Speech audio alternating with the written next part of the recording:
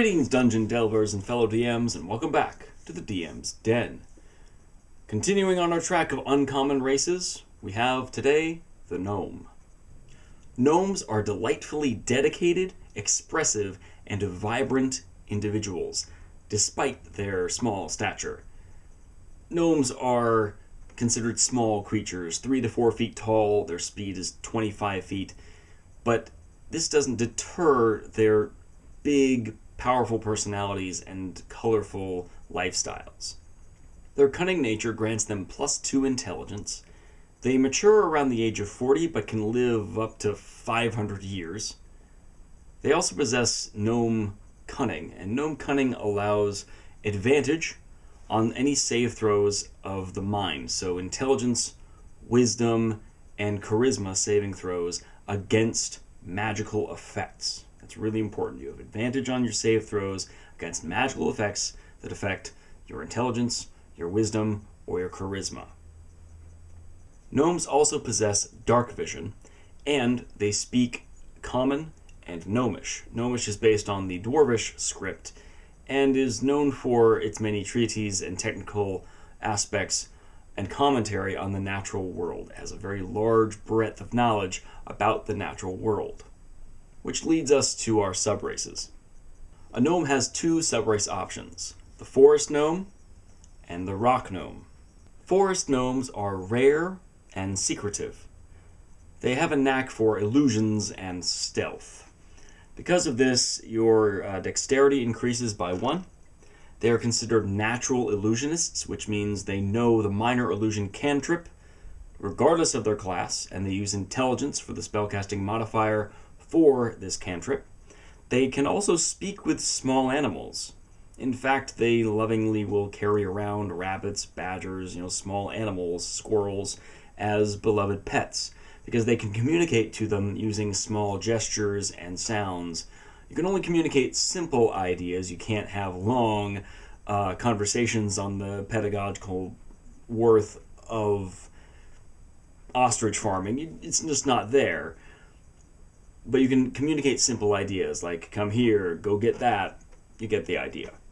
Rock gnomes are naturally inventive and hardy. This gives them a +1 to their constitution score.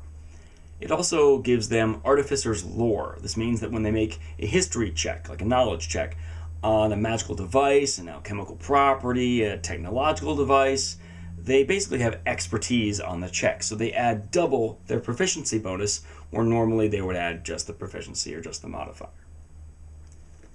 They also can tinker. So they are proficient in an artisan's tools, which is tinker's tools, and they can use these tools to spend 1 hour and 10 gold worth of materials to create a little contraption, of which they can have 3 active at a time.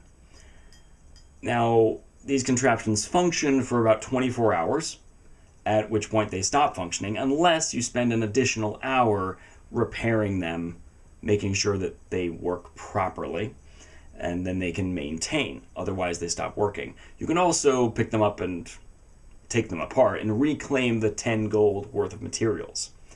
Now, you really only have 3 types of contraptions that you can choose from. Remember, you can have 3 active at a time. You can make a clockwork toy. This has to be some sort of animal, a monster, or even a little person, like a little frog or a mouse or a little tin soldier. They're essentially wind-up toys, and they move 5 feet on your turn in a random direction.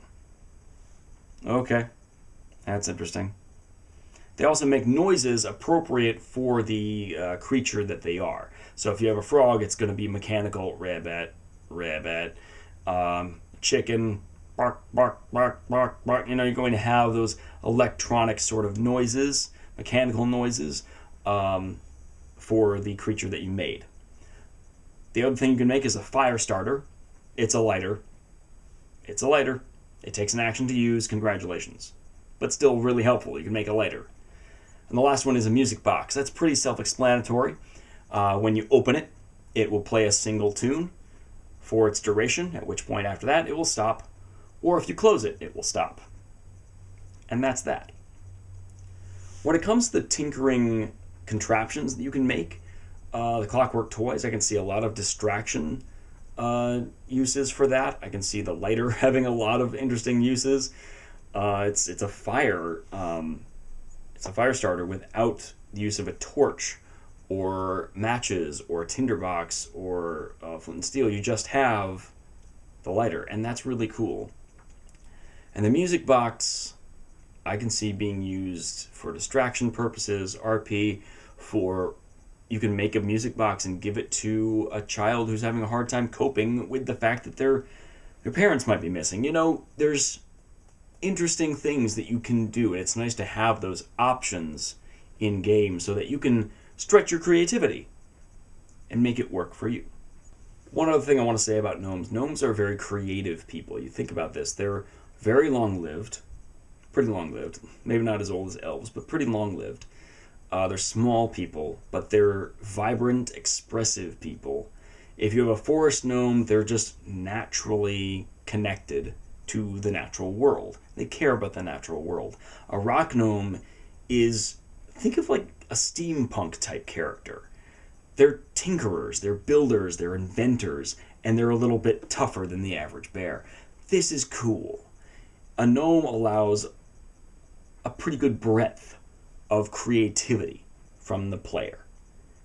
And I appreciate that very much. Thanks for tuning in. I hope that was helpful. May your swords be sharp, your magic be potent, and your tinker tools in good shape. Bye now. Hey everybody, thanks very much for tuning in to today's episode of the DM's Den. If you are on the Book of Faces, you can find me there. If you are on the Book of Tweets, you can also find me there. If you have any extra platinum whatsoever, we're trying to do more cool things for y'all, but we need patrons. We are running a Patreon right now, and you're welcome to check it out by clicking the link right there. If you want to see more videos, then you can click on my big stupid face. And you, have a wonderful day. Thanks for stopping by. And please, game responsibly. Bye now.